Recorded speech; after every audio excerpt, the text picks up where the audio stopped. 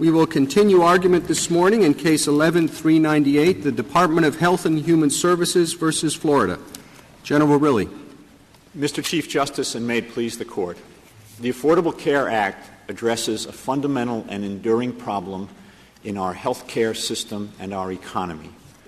Insurance has become the predominant means of paying for health care in this country. Insurance has become the predominant means of paying for health care in this country.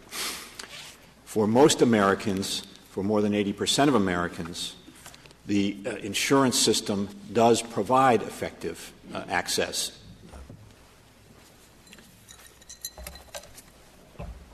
Excuse me. But for more than 40 million Americans who do not have access to health insurance, either through their employer or through government programs such as Medicare or Medicaid, the system does not work. Those individuals must resort to the individual market, and that market does not provide affordable health insurance. It does not do so because the multi-billion-dollar subsidies that are available for the employer market are not available in the individual market. It does not do so because ERISA and HIPAA regulations that preclude discrimination against people based on their medical history do not apply in the individual market. That is an economic problem, and it begets another. Why aren't those problems that the federal government can address directly? They can address it directly, Justice Scalia, and they are addressing it directly through this act by regulating the means by which health care is purchased. That is the way this act works. Under the Commerce Clause, what Congress has done is to enact reforms of the insurance market directed at the individual insurance market that preclude discrimination based on pre-existing conditions, that require guaranteed issue community rating. And it uses and the minimum coverage provision is necessary to carry into execution those insurance reforms. Can you create commerce in order to regulate it? That's not what's going on here, Justice Kennedy, and we're not seeking to defend the law on that basis. In this case, what is being regulated is the method of financing the purchase of health care. That itself is economic activity with substantial effects on interstate commerce. And so any self-purchasing, anything if I'm in any market at all, my failure to purchase something in that market subjects me to regulation. No, that's not our position at all, Justice Scalia. In the healthcare market, the healthcare market is characterized by the fact that aside from the few groups that Congress chose to exempt from the minimum coverage requirement, those who for religious reasons don't participate, those who are incarcerated, Indian tribes, virtually everybody else is either in that market or will be in that market. And the distinguishing feature of that is that people cannot generally control when they enter that market or what they need when they enter that market. The same, it seems to me, would be true, say, for the market in emergency services. Police, fire, ambulance, roadside assistance, whatever. You don't know when you're going to need it. You're not sure that you will. But the same is true for health care. You don't know if you're going to need a heart transplant or if you ever will. So there's a market there. In some extent, we all participate in it. So can the government require you to buy a cell phone because that would facilitate responding when you need emergency services? You can just dial 911 no matter where you are? No, Mr. Chief Justice, I think that's different. I don't think we think of that as a market. This is a market. This is market regulation. And in addition, you have a situation in this market not only where people enter involuntarily as to when they enter and won't be able to control what they need, what they enter. But it seems to me that's the same as in my hypothetical. You don't know when you're going to need police assistance. You can't predict the extent to emergency response that you'll need. But when you do, and the government provides it, I thought that was an important part of your argument, that when you need health care, the government will make sure you get it. Well, when you need police assistance or fire assistance or ambulance assistance, the government is going to make sure, to the best extent it can, that you get it. I think the fundamental difference, Mr. Chief Justice, is that that's not an issue of market regulation. This is an issue of market regulation, and that's how Congress looked at this problem. There is a market. Insurance is provided through a market system. Do you think there is a market for burial services? For burial services? Yes. Yes, Justice Alito, I think there is. All right, suppose that you and I walked around downtown Washington at lunch hour and we found a couple of healthy young people and we stopped them and we said, you know what you're doing? You are financing your burial services right now because eventually you're going to die and somebody's going to have to pay for it. And if you don't have burial insurance or you haven't saved money for it, you're going to shift the cost to somebody else. Isn't that a very artificial way of talking about what somebody is doing? And if that's true, why isn't it equally artificial to say that somebody who's doing absolutely nothing about health care is financing health care services? I think it's completely different. And the reason is that the burial example is not — the difference is here you are regulating the method by which you are paying for something else, health care. And the insurance requirement, I think the key thing here is my friends on the other side acknowledge that it is within the authority of Congress under Article I, under the Commerce Power, to impose guaranteed issue and community rating reforms, to impose a minimum coverage provision. Their argument is just that it has to occur at the point of sale. I don't see the difference. You can get burial insurance, you can get health insurance. Most people are going to need health care, almost everybody. Everybody is going to be buried or cremated at some point. Well, one big difference, Justice Alito, is you don't have the cost shifting to other market participants. Sure you do, because if you don't have money, then the state is going to pay for it.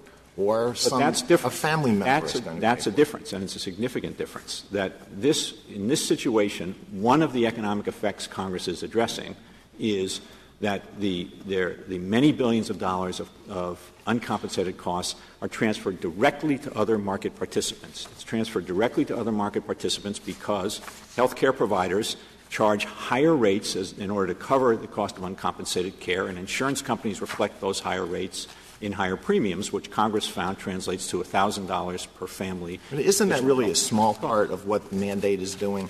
You can correct me if these figures are wrong, but it appears to me that the CBO has estimated that the average premium for a single insurance policy in the non-group market will be roughly $5,800 in 2016.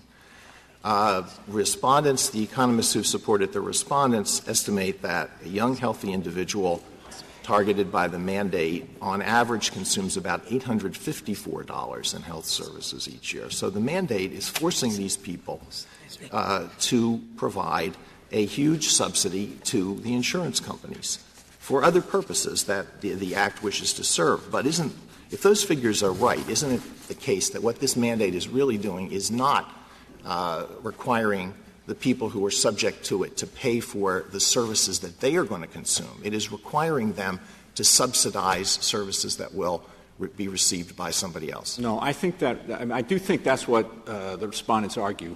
It's just not right. I think it really gets to a fundamental problem with if their you're going to have insurance, that's how insurance works. A, it is how insurance works, but B, the problem that they're identifying is not that problem.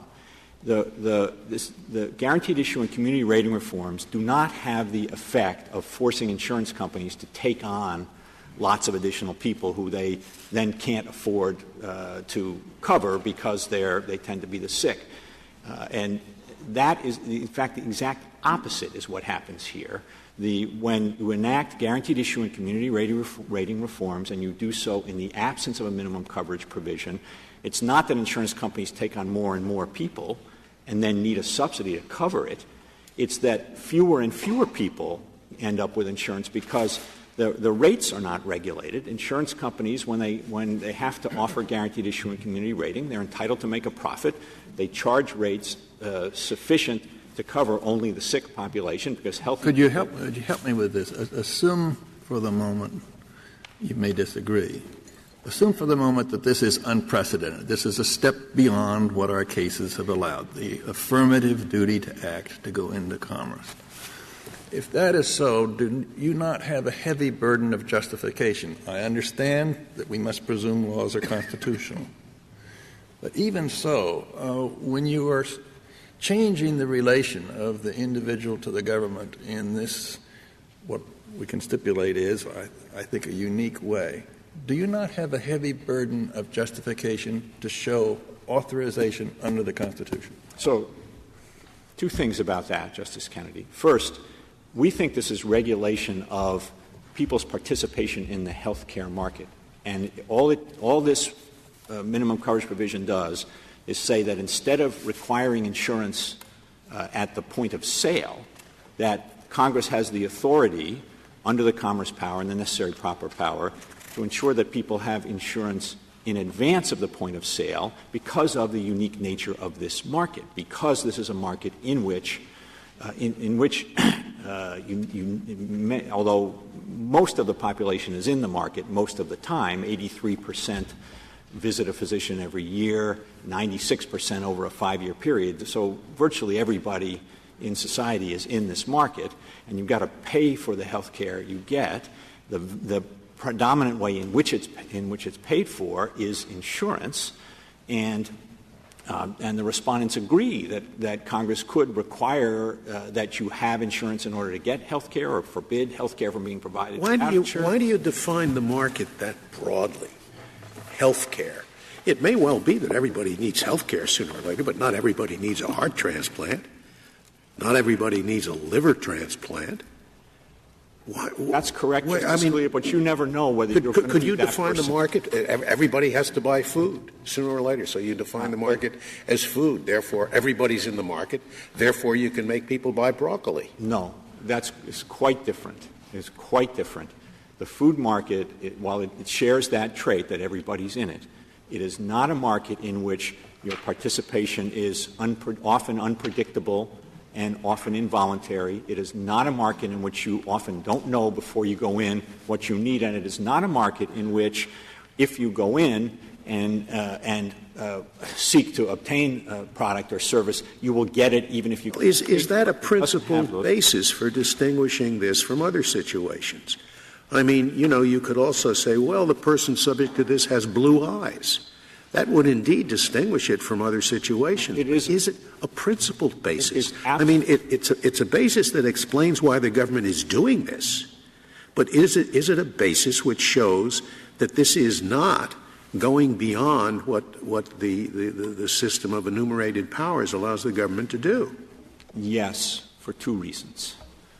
First, this is the test, as this Court has articulated it, is Congress regulating economic activity with a substantial effect on interstate commerce.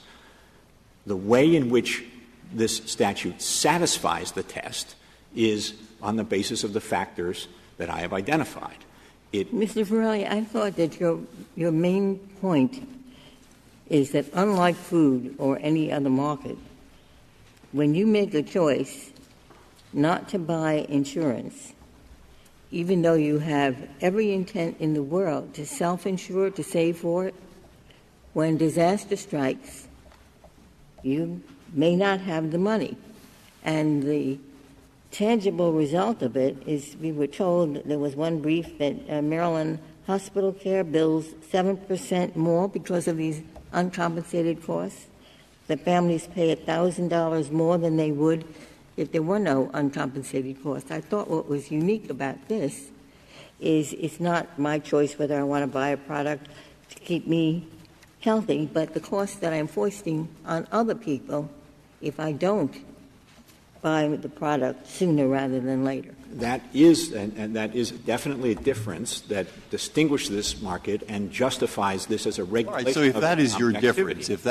difference, I'm somewhat uncertain about your answers to, for example, Justice Kennedy asked, can you, under the Commerce Clause, Congress create commerce where previously none existed? Well, I thought the answer to that was, since McCulloch versus Maryland, when the court said Congress could create the Bank of the United States, which did not previously exist, which job was to create commerce that did not previously exist, Since that time, the answer's been yes.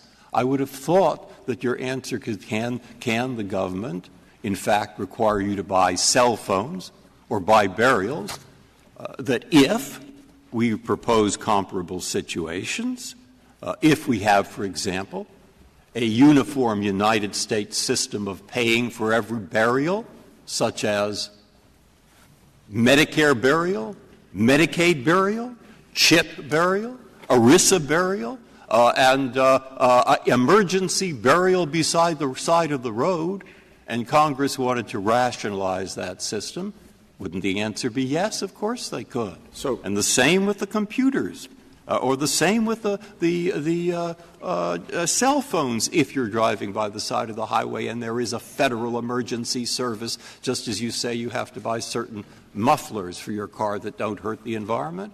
You could — I mean, you see, doesn't it depend on the situation? It does, Justice Breyer, and if Congress were to enact laws like that, we would be up here my defending responsibility. All right, so then the defend them, and I would defend them on a rationale like that. But I do think that we are advancing a narrower rationale. But then the question is whether or not there are any limits on the Commerce Clause. Can you identify for us some limits on the Commerce Clause? Yes. The rationale purely under the Commerce Clause that we're advocating here would not justify forced purchases of commodities for the purpose of stimulating demand. It would not justify purchases of insurance for the purposes in situations in which insurance doesn't serve as the method of payment. But why for a not? service If Congress says that interstate commerce is affected, isn't, according to your view, that the end of the analysis? No. We think that when the difference between those situations and this situation is that in those situations, Your Honor, Congress would be moving to create commerce. Here, Congress is regulating existing commerce, economic activity that is already going on, people's participation in the healthcare market, and is regulating to deal with existing effects of existing commerce. That, it seems to me, is, and it's a passage in your reply brief that I didn't quite grasp. It's the same point. You say health insurance is not purchased for its own sake, like a car or broccoli. It is a means of financing healthcare consumption and covering universal risks. Well, a car or broccoli aren't purchased for their own sake either. They're purchased for the sake of transportation or, in broccoli, covering the need for food. I don't understand that distinction. The difference, Mr. Chief Justice, is that health insurance is the means of payment for health care. Well, now that's a significant — I'm sorry. And broccoli is not the means of payment for anything else. And it's the means of satisfying a basic human need, just as your insurance is the means of satisfying. But I do think that's the difference between existing commerce, activity in the market already occurring, the people in the healthcare market purchasing, obtaining healthcare services, and the creation of commerce. And the principle that we're advocating here under the Commerce Clause does not take the step of justifying the creation of commerce. This is a regulation. Can we go back to — and Justice Breyer asked a question and it kind of interrupted your answer to my question, and tell me if I'm wrong about this, but I thought a major point of your argument was that the people who don't participate in this market are making it much more expensive for the people who do. That is, they will get — a goodly number of them will get services that they can't afford at the point when they need them, and the result is that everybody else's premiums get raised. So it's not your free choice just to do something for yourself. What you do is going to affect others, affect them in a major way. That absolutely is a justification for Congress's action here. That is existing economic activity that Congress is regulating by means of this rule. You could say that about buying a car. If people don't buy cars, the price that those who do buy cars pay will have to be higher.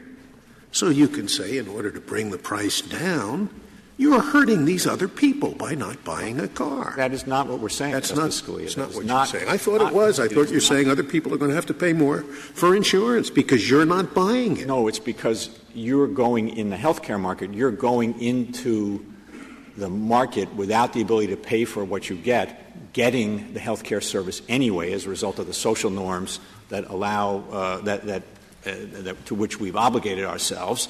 So people don't obligate yourself to that. Why? I can't imagine that the Commerce Clause would forbid Congress from taking into account this deeply embedded social norm. You can do it, but does that expand your ability to issue mandates to the people? This is not a purchase mandate. This is a law that regulates the method of paying for a service that the class of people to whom it applies are consuming or inevitably will consume. General, I see or have seen 3 strands of arguments in your briefs, and one of them is echoed today. The first strand that I've seen is that Congress can pass any necessary laws to affect those powers within its rights, i.e., because it made a decision that to affect mandatory issuance of insurance, that it could also obligate the mandatory purchase of it. The second strand I see is self-insurance affects the market, and so the government can regulate those who self-insure. And the third argument, and I see all of them as different, is that what the government is doing, and I think it's the argument you're making today, that what the government is saying is if you pay for if you use health services, you have to pay with insurance, because only insurance will guarantee that whatever need for health care that you have will be covered, because virtually no one, perhaps with the exception of 1% of the population, can afford the massive cost if the unexpected happens. This third argument seems to be saying what we're regulating is health care. And when you go for health services, you have to pay for insurance. And since insurance won't issue at the moment that you consume the product, we can reasonably, necessarily tell you to buy it ahead of time, because you can't buy it at the moment that you need it. Which of these 3 is your argument? Are all of them your argument? I'm just not sure what let me try to state it this way. The Congress enacted reforms of the insurance market, the guaranteed issue and community rating reforms. It did so to deal with a very serious problem that results in 40 million people not being able to get insurance and therefore not access to the health care market. Everybody agrees in this case that those are within Congress's Article I powers. The minimum coverage provision is necessary to carry those provisions into execution, because without those provisions, without minimum coverage, guaranteed issue and community rating will, as the experience in the states showed, make matters worse, not better. There will be fewer people covered. It will cost more. So on that ground, you're answering affirmatively to my colleagues that have asked you the question, can the government force you into commerce? And there's no limit to that power. No, because that's the first part of our argument. The second part of our argument is that the means here that Congress has chosen, the minimum coverage provision, is a means that regulates economic activity, namely your transaction in the healthcare market, with substantial effects on interstate commerce. And it is the conjunction of those two that we think provides the particularly secure foundation for this statute under the commerce power. General, you've talked on a couple of times about other alternatives that Congress might have had, other alternatives that the respondents suggest to deal with this problem, in particular the alternative of mandating insurance at the point at which somebody goes to a hospital or an emergency room and asks for care. Did Congress consider those alternatives? Why did it reject them? how should we think about the question of alternative ways of dealing with these problems? I do think, Justice Kagan, that the point of difference between my friends on the other side and the United States is about one of timing. They've agreed that Congress has Article I authority to impose an insurance requirement or other penalty at the point of sale, and they've agreed that Congress has the authority to do that to achieve the same objectives that the minimum coverage provision of the Affordable Care Act is designed to achieve. This is a situation in which we are talking about means. Congress gets substantial deference in the choice of means, and if one thinks about the difference between the means they say Congress should have chosen and the means Congress did choose, I think you can see why it was eminently more sensible for Congress to choose the means that it chose. I'm not sure which way it cuts if the Congress has alternate means. Let's assume that it could use the tax power to raise revenue and to just have a national health service, a single payer. How does that factor into our analysis? In one sense, it can be argued if this is what the government's doing, it ought to be honest about the power that it's using and use the correct power. On the other hand, it means that since the court can do it anyway, Congress can do it anyway, we give a certain amount of latitude. I'm not sure which way the argument goes. Let me try to answer that question, Justice Kennedy, and get back to the question you asked me earlier. I do think one striking feature of the argument here that this is a novel exercise of power is that what Congress chose to do was to rely on market mechanisms and efficiency and a method that has more choice than would the traditional Medicare or Medicaid type model. And so it seems a little ironic to suggest that that counts against it. But beyond that, in the sense that it's novel, this provision is novel in the same way, or unprecedented in the same way, that the Sherman Act was unprecedented when the court upheld it in the Northern Securities case, or the Packers and Stockyards Act was unprecedented when the court upheld it, or the National Labor Relations Act was unprecedented when the court upheld it in Jones and Lockwood, or the dairy price supports in Wrightwood Dairy. Oh, no, it's not. They all involved commerce. There was no doubt that what was being regulated was commerce. And here you're regulating somebody who isn't commerce. Now, by the way, I don't agree with you that the relevant market here is health care. You're not regulating health care. You're regulating insurance. It's the insurance market that you're addressing, and you're saying that some people who are not in it must be in it. And that's different from regulating in any manner commerce that already exists out there. Well, to the extent that we're looking at the comprehensive scheme, Justice Scalia, it is regulating commerce that already exists out there. And the means in which that regulation is made effective here, the minimum coverage provision, is a regulation of the way in which people participate, the method of their payment in the health care market. That is what it is. And I do think, Justice Kennedy, getting back to the question you asked before, what matters here is whether Congress is choosing a tool that's reasonably adapted to the problem that Congress is confronting. And that may mean that the tool is different from a tool that Congress has chosen to use in the past. That's not something that counts against the provision in a Commerce Clause. It's both necessary and proper. What you just said addresses what's necessary. Yes, has to be reasonably adapted. Necessary does not mean essential, just reasonably adapted. But in addition to being necessary, it has to be proper. And we've held in two cases that something that was reasonably adapted was not proper because it violated the sovereignty of the states, which was implicit in the constitutional structure.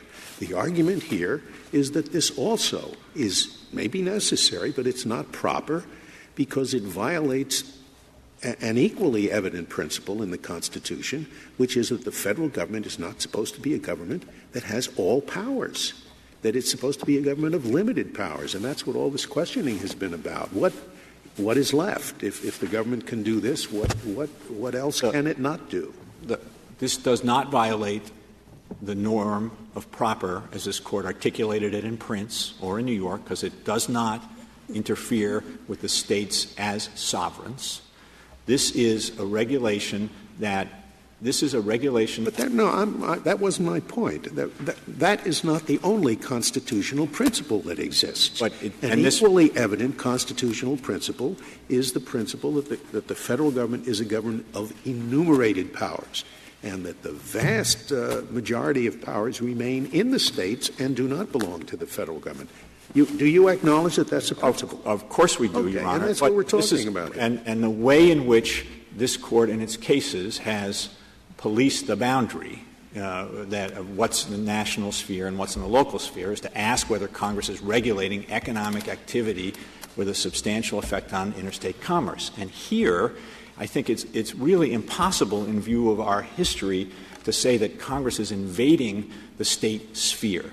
This is a market in which 50% of the people in this country get their health care through their employer.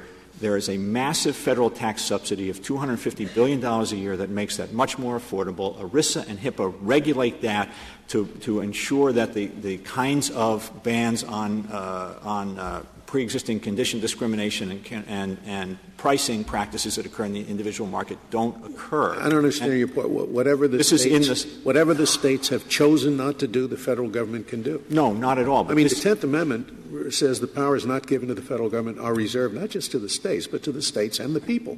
And the argument here is that the people were left to decide whether they want to buy insurance or not. But, Your Honor, this is what the Court has said, and I think it would be a very substantial departure from what the Court has said, is that when Congress is regulating economic activity with a substantial effect on interstate commerce, that will be upheld. And that is what is going on here. And to embark on, I would submit with all due respect, to embark on the kind of analysis that my friends on the other side suggest the Court ought to embark on is to import Lochner-style substantive due process. The key in Lochner is that we were talking about regulation of the states, right? And the states are not limited to enumerated powers. The federal government is. And it seems to me it's an entirely different question when you ask yourself whether or not there are going to be limits on the federal power as opposed to limits on the states, which was the issue in Lochner. I agree, except, Mr. Chief Justice, that what the Court has said, as I read the Court's cases, is that the way in which you ensure that the federal government stays in its sphere and that the sphere reserved to the states is protected is by policing the boundary. Is the national government regulating economic activity with substantial effect on interstate commerce? But the reason this is concerning is because it requires the individual to do an affirmative act. In the law of torts, our tradition, our law has been that you don't have the duty to rescue someone if that person's in danger. The blind man's walking in front of a car and you do not have a duty to stop him, absent some relation between you. And there's some severe moral criticisms of that rule, but that's generally the rule. And here the government is saying that the federal government has a duty to tell the individual citizen that it must act, and that is different from what we have in previous cases. Well, that changes the relationship of the federal government to the individual in a very fundamental way. I don't think so, Justice Kennedy, because it is predicated on the participation of these individuals in the market for health care services. Now, it happens to be that this is a market in which, aside from the groups that the statute excludes, virtually everybody participates. But it is a regulation of their participation in that market. Well, but it's critical how you define the market. If I understand the law, the policies that you're requiring people to purchase must contain provision for maternity and newborn care, pediatric services, and substance use treatment. It seems to me that you cannot say that everybody is going to need substance use treatment or pediatric services, and yet that is part of what you require them to purchase. Well, it's part of what the statute requires the insurers to offer, and I think the reason is because it's trying to define minimum essential coverage because... Yeah, but your theory is that there is a market in which everyone participates because everybody might need a certain range of health care services. And yet you're requiring people who are never going to need pediatric or maternity services to participate in that market. With respect to what insurance has to cover, Your Honor, I think Congress is entitled to latitude in making the judgments of what the appropriate scope of coverage is. And the problem here in this market is that you may think you're perfectly healthy and you may think that you're not, that you're being forced to subsidize somebody else. But this is not a market in which you can say that there is an immutable class of healthy people who are being forced to subsidize the unhealthy. This is a market in which you may be healthy one day and you may be a very unhealthy participant in that market the next day, and that is a fundamental difference. And you're not going to know posing the question I was posing, which is that doesn't apply to a lot of what you're requiring people to purchase. Pediatric services, maternity services. You cannot say that everybody is going to participate in the substance use treatment market, and yet you require people to purchase insurance coverage for that. When Congress is enacting economic regulation here, it has latitude to define the attributes of essential coverage.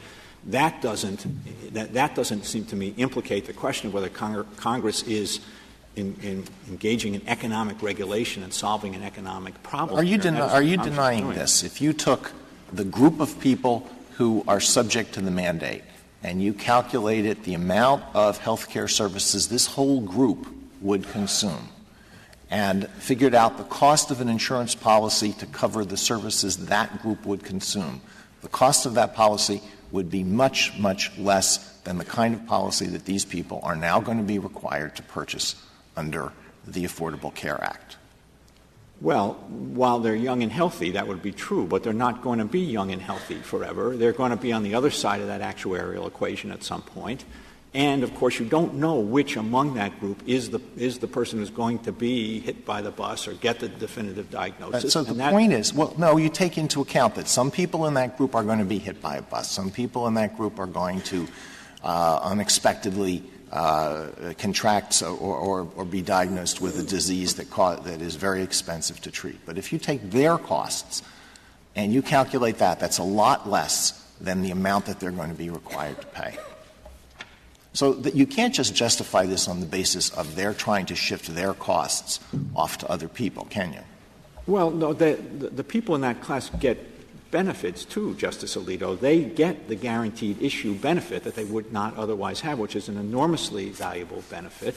And in terms of the subsidy rationale, I think it would be unusual to say that it's an illegitimate exercise of the commerce power for some people to subsidize others. Telephone rates in this country for a century were set via the exercise of the commerce power in a way in which some people paid rates that were much higher than their cost in order to subsidize. Only if you make phone calls.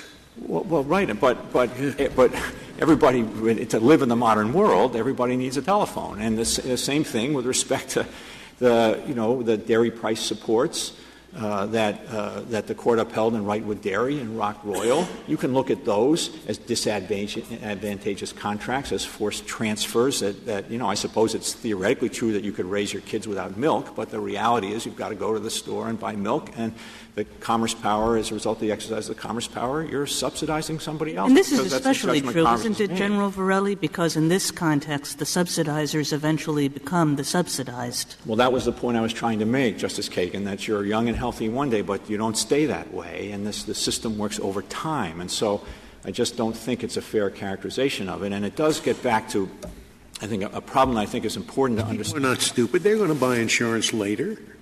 They're young and need the money now. But that's when they think they have a substantial risk of incurring high medical bills, they'll buy insurance like the rest of us. But I don't know why you think that they're never going to buy it. That's the problem, Justice Scalia. That's exactly the experience that the states had that made the imposition of guaranteed issue and community rating not only be ineffectual but be highly counterproductive. Rates, for example, in New Jersey doubled or tripled. Went from 180,000 people covered in this market down to 80,000 people covered in this market. In Kentucky, virtually every insurer left the market. And the reason for that is because when people have that guarantee of that they can get insurance, they're going to make that calculation that they won't get it until they're sick and they need it. And so the pool of people in the insurance market gets smaller and smaller. The rates you have to charge to cover them get higher and higher.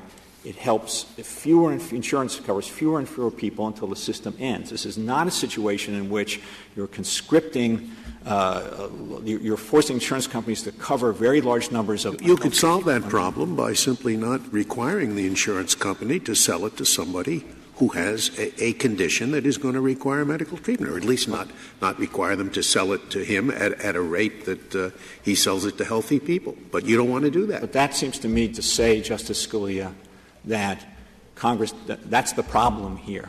Yes, and it's a self-created problem. Congress cannot solve the problem through standard economic regulation, and I do not think that can be the premise of our understanding of the whatever problems problem. Congress's economic regulation produces, whatever they are, I think Congress can do something to counteract them. Here, requiring somebody to enter the insurance market. It's not a problem of Congress's creation. The problem is that you have 40 million people who cannot get affordable insurance through the means that the rest of us get affordable insurance. Congress, after long study and careful deliberation and viewing the experiences of the states and the way they tried to handle this problem, adopted a package of reforms, guaranteed issue and community rating and subsidies and minimum coverage provision are a package of reforms that solve that problem. I think it's highly artificial to view this as a problem of Congress's own creation. Is your argument limited to insurance or means of paying for health care? Yes, it's limited to insurance. Well, now, why is that? Congress could once you establish that you have a market for health care, I would suppose Congress's power under the Commerce Clause meant they had a broad scope in terms of how they regulate that market. And it would be going back to Lochner if we were put in a position of saying, no, you can use your commerce power to regulate insurance, but you can't use your commerce power to regulate this market in other ways. I think that would be a very significant intrusion by the court into Congress's power.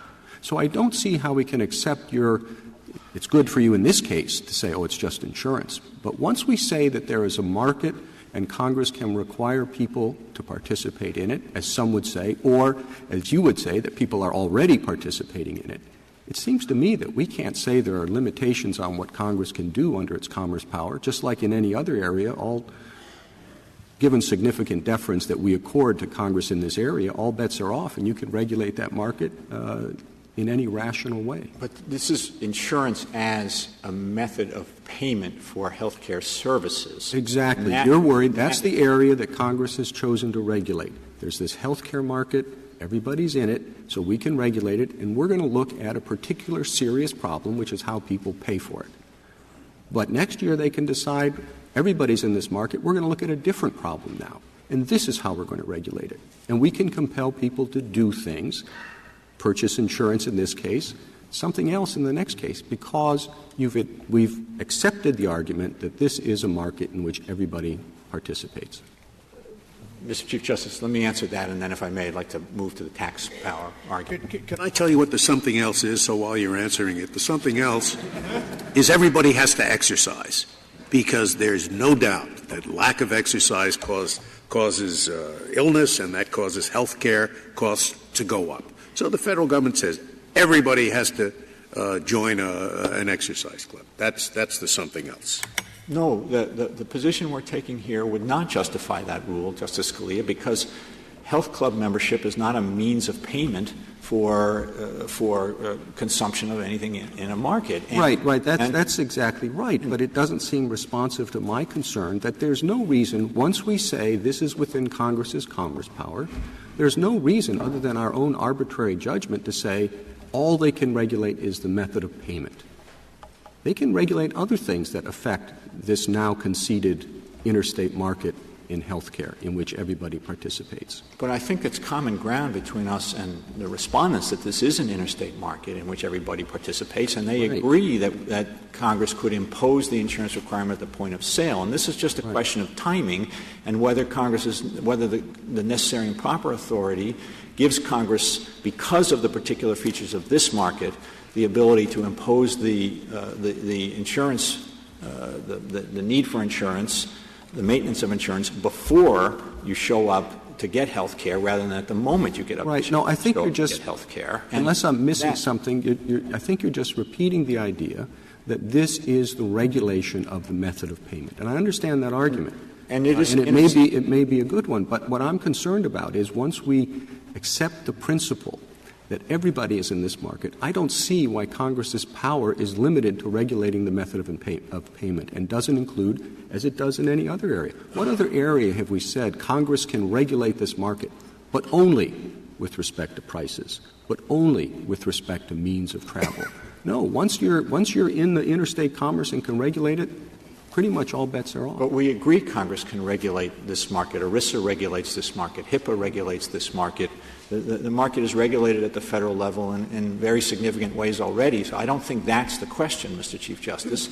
The question is there a limit to the authority that we're advocating here under the Commerce Power? And the answer is yes, because we are not advocating for a power that would allow Congress to compel. Could you just say, before you move on, could you express your limiting principle as succinctly as you possibly can? Congress can force people to purchase a product where the failure to purchase the product has a substantial effect on interstate commerce if what? If this is part of a larger regulatory scheme? Is that it? Is there anything more? We got two, and they're different. Let me state them. First, with respect to the comprehensive scheme.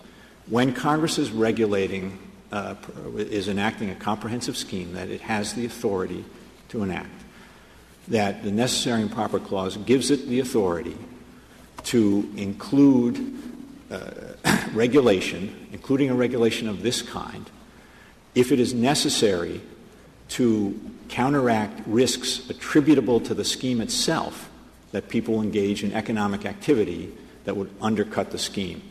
It's very much like Wickard in that respect, very much like Raich in that respect. With respect to the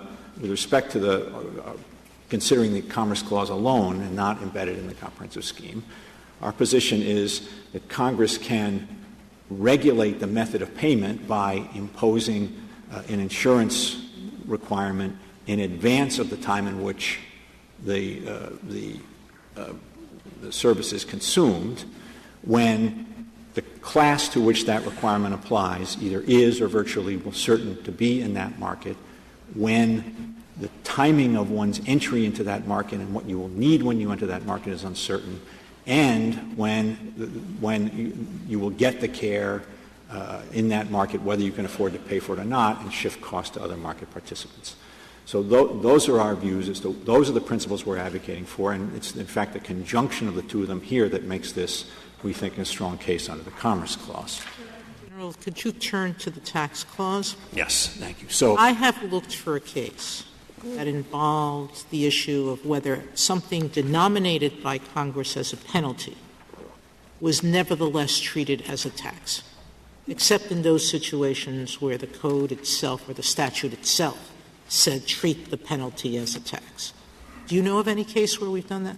Well, I think I would point the Court to the license tax case where it was denominated a fee and not a tax, and the Court upheld it as an exercise of the taxing power in a situation in which the structure of the law was very much like the structure of this law, in that there was a separate standalone provision that set the predicate and then a separate provision imposing the fee. But fees, license fees, fees for a hunting license, everybody knows those are taxes.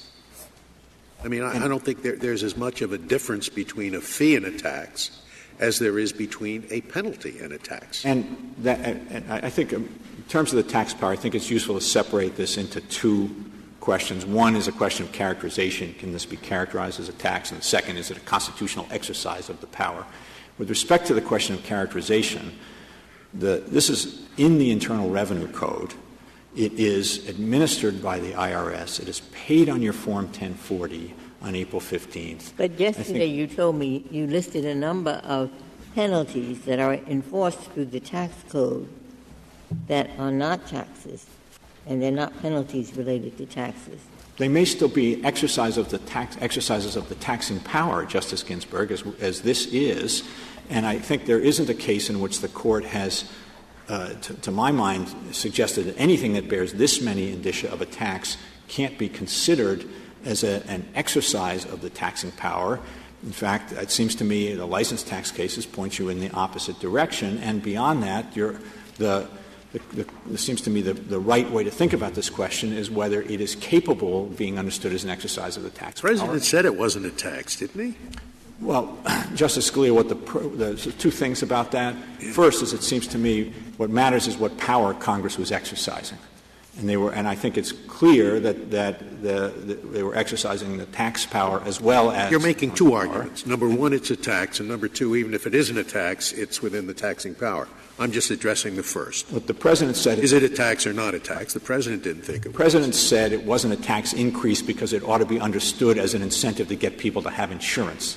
I don't think it's fair to infer from that anything about whether this is an exercise of the tax power or not. Well, isn't the tax is to raise revenue. A tax is a revenue-raising device, and the purpose of this exaction is to get people into the health care risk pool before they need medical care, and so it will be successful if it doesn't raise any revenue, if it gets people to buy the insurance.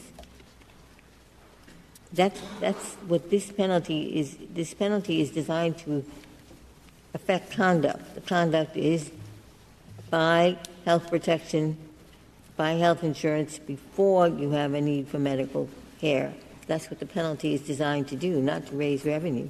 That is true, Justice Ginsburg. That is also true of the marijuana tax that was upheld in Sanchez.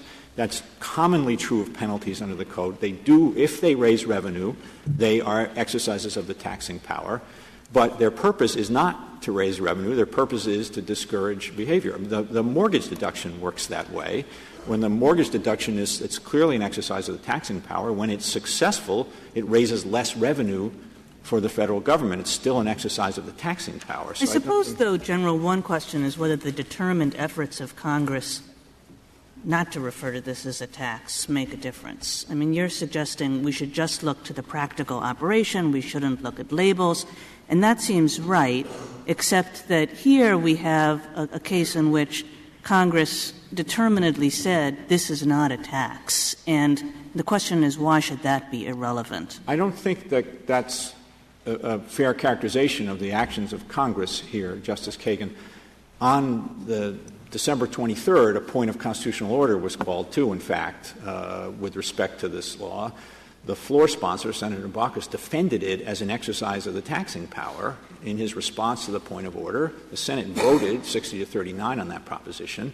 The legislative history is replete with members of Congress explaining that this law is constitutional as an exercise of the taxing power. It was attacked as a tax by its opponents. So I don't think this is a situation where you can say that Congress was avoiding any mention of the tax power. It would be one thing if Congress explicitly disavowed an exercise of the tax power, but given that it hasn't done so, it seems to me that not only is it fair to read this as an exercise of the tax power, but this Court has got an obligation to construe it as an exercise of the tax power if it can be upheld on that basis. Well, why didn't Congress call it a tax then?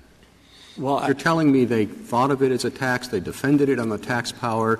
Why didn't they say it was a tax? They might have thought, Your Honor, that calling it a penalty as they did would make it more effective in accomplishing its objectives. But it is in the Internal Revenue Code. It is collected by the IRS on April 15th. I don't think this is a situation in which you can say. Well, that's the reason. They thought it might be more effective if they called it a penalty. Well, there's nothing that I know of that illuminates that. General, certainly. The problem goes back to the limiting principle. Is this simply anything that raises revenue Congress can do? No. There's certainly has to be a principles limiting under the principle taxing power. And I think, of course, the Constitution imposes some. It's got to be uniform, can't be tax on exports. If it's a direct tax, it's got to be apportioned.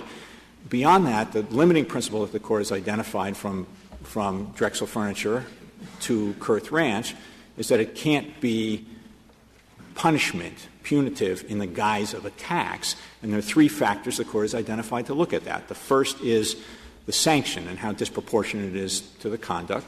The second is whether there's scienter, and the third is whether there's an administrative apparatus out there to enforce the tax. Now, In Bailey against Drexel Furniture, for example, the tax was 10% of the company's profits, even if they had only one child laborer for one day. There was a scienter requirement, and it was enforced by the Department of Labor. It wasn't just collected by the Internal Revenue Service. Here, you don't have any of those things. The penalty is calculated to be no more than, at most, the equivalent of what one would have paid for insurance that you've foregone. There's no scienter requirement. There's no enforcement apparatus out there. So can the mandate be viewed as a tax if it does impose a requirement on people who are not subject to the penalty or the tax? I think it could, for the reasons I discussed yesterday. I don't think it can or should be read that way. But if there's any doubt about that, Your Honor, if it is the view of the Court that it can't be, then I think the right way to handle this case is by analogy to New York against the United States, in which the Court read the shall provision, shall handle low-level radioactive waste, as setting the predicate, and then the other provisions were merely incentives to get the predicate met. So you're saying that all the discussion we had earlier about how this is one big uniform scheme and the Commerce Clause, blah, blah, blah, blah, it really doesn't matter. This is a tax, and the federal government could simply have said, without all of the rest of this legislation, could simply have said, everybody who doesn't buy health insurance at a certain age will be taxed so much money, right? It used its powers together to solve the problem of the market not providing but you didn't need coverage. that. You didn't need that. If it's a tax, it's only raising money is enough. It is justifiable under its tax power. If I may reserve the balance of my time. Thank you, General. We'll take a pause for a minute or so, Mr. Clement. Let's see.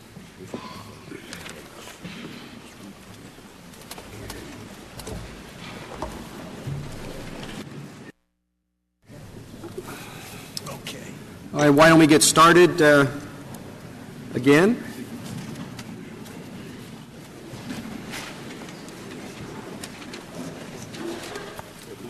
Mr. Clement. Mr. Chief Justice, and may it please the Court, the mandate represents an unprecedented effort by Congress to compel individuals to enter commerce in order to better regulate commerce. The Commerce Clause gives Congress the power to regulate existing commerce. It does not give Congress the far greater power to compel people to enter commerce, to create commerce essentially in the first place.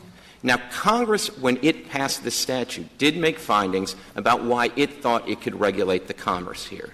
And it justified the mandate as a regulation of the economic decision to forego the purchase of health insurance. That is a theory without any limiting principle. Do you accept the General's position that you have conceded that Congress could say, if you're going to consume health services, you have to pay by way of insurance? That's right, Justice Sotomayor. We say, consistent with 220 years of this Court's jurisprudence, that if you regulate the point of sale, you regulate commerce, that's within Congress's commerce power. All right. So what do you do with the impossibility of buying insurance at the point of consumption? Virtually, you force insurance companies to sell it to you? Well, Justice, I think there's 2 points to make on that. One is, a lot of the discussion this morning so far has proceeded on the assumption that the only thing that's at issue here is emergency room visits, and the only thing that's being imposed is catastrophic care coverage. But as the Chief Justice indicated earlier, a lot of the insurance that's being covered is for ordinary preventive care, ordinary office visits, and those are the kind of things that one can predict. So there's a big part of the market that's regulated here that wouldn't pose the problem that you're suggesting. But even as to emergency room visits, it certainly would be possible to regulate at that point. You could simply say, through some sort of mandate on the insurance companies, you have to provide people that come in. This will be a high-risk pool, and maybe you'll have to share it amongst yourself or something. But people simply have to sign up at that point, and that would be regulating at the point of sale. Well, Mr. Clement, now it seems as though you're just talking about a matter of timing, that Congress can regulate the transaction, and the question is, when does it make best sense to regulate that transaction? And Congress surely has it within its authority to decide, rather than at the point of sale, given an insurance-based mechanism, it makes sense to regulate it earlier. It's just a matter of timing. Well, Justice Kagan, we don't think it's a matter of timing alone, and we think it has very significant substantive effects. Because if Congress tried to regulate at the point of sale, the one group that it wouldn't capture at all are the people who don't want to purchase health insurance and also have no plans of using health care services in the near term. And Congress very much wanted to capture those people. I mean, those people are essentially the golden geese that pay for the entire lowering of the premium. Is the government's argument this, and maybe I won't state it accurately, it is true that the non-insured young adult is, in fact, an actuarial reality insofar as our allocation of health services, insofar as the way health insurance companies figure risks. That person who's sitting at home in his or her living room doing nothing is an actuarial reality that can and must be measured for health service purposes. Is that their argument? Well, I don't know, Justice Kennedy, but if it is, I think there's at least two problems with it. One is, as Justice Alito's question suggested earlier, I mean, somebody who's not in the insurance market is sort of irrelevant as an actuarial risk. I mean, we could look at the people not in the insurance market, and what we'd find is that they're relatively young, relatively healthy, and they would have a certain pool of actuarial risks that would actually lead to lower premiums. The people that would be captured by guaranteed rating and community issue, guaranteed issue and community rating, would presumably have a higher risk profile, and there would be higher premiums. And one of the things Congress sought to accomplish here was to force individuals into the insurance market to subsidize those that are already in it to lower the rates. And that's just not my speculation. That's finding I at 43A of the government's brief that has the statute, and that's one of the clear findings. Doesn't that work the way Social Security does? Let me put it this way. Congress in the 30s saw a real problem of people needing to have old age and survivors insurance. And yes, they did it through a tax, but they said everybody's got to be in it, because if we don't have the healthy in it, there's not going to be the money to pay for the ones who become old or disabled or widowed. So they required everyone to contribute. There was a big fuss about that in the beginning because a lot of people said, maybe some people still do today, I could do much better if the government left me alone. I'd go into the private market, I'd buy an annuity, I'd make a great investment, and they're forcing me to pay for this Social Security that I don't want. But that's constitutional.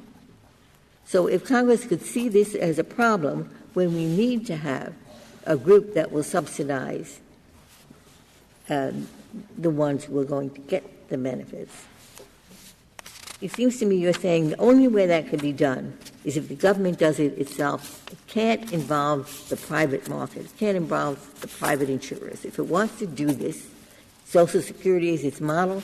Government has to be a government takeover. We can't have the insurance industry in it. Is that your position? No, I don't think it is, Justice Ginsburg. I think there are other options that are available. The most straightforward one would be to figure out what amount of subsidy to the insurance industry is necessary to pay for guaranteed issue and community rating. And once we calculate the amount of that subsidy, we could have a tax that's spread generally through everybody to raise the revenue to pay for that subsidy. That's the way we pay for most subsidies. Could we have an exemption? Could the government say everybody pays a share health care responsibility payment to offset all the money that we're forced to spend on health care, we the government, but anybody who has an insurance policy is exempt from that tax? Could the government do that?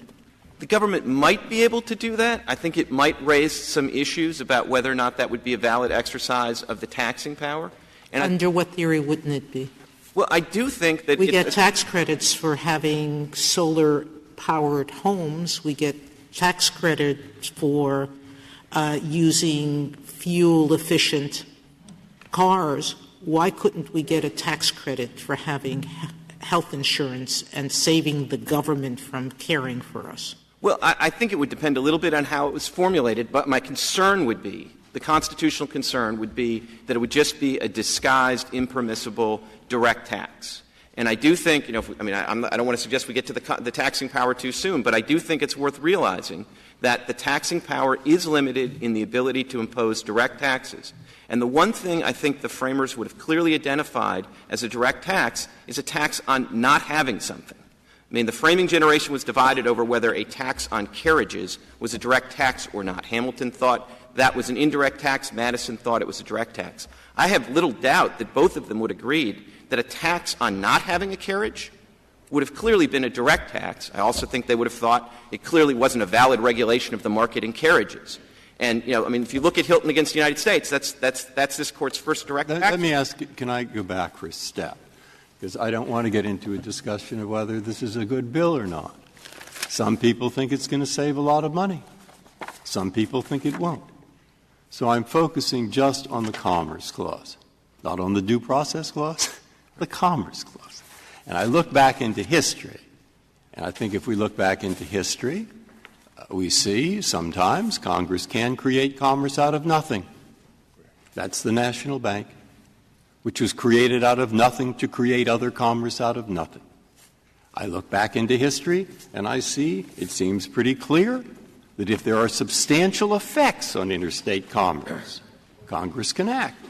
And I look at the person who's growing marijuana in her house, or I look at the farmer who's growing wheat for home consumption. This seems to have more substantial effects. Is this commerce? Well, it seems to me more commerce than marijuana.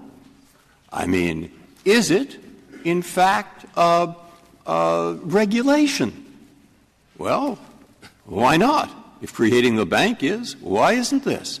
And then you say, but one thing here out of all those things is different. And that is you're making somebody do something. I say, hey, can't Congress make people drive faster than 40 miles an hour on a road? Didn't they make that man in growing his own wheat go out into the market and buy other wheat for his cows? Didn't they make if she married somebody who had marijuana in her basement, wouldn't she have to go and get rid of it? Affirmative action? Where does this distinction come from? It sounds like sometimes you can and sometimes you can't. So what is argued here is there is a large group of but what about a person that we discover that there are a disease is sweeping the United States, and 40 million people are susceptible, of whom 10 million will die?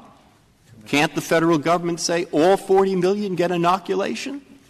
So here we have a group of 40 million, and 57% of those people visit emergency care or other care which we're paying for, and 22% of those pay more than $100,000 for that.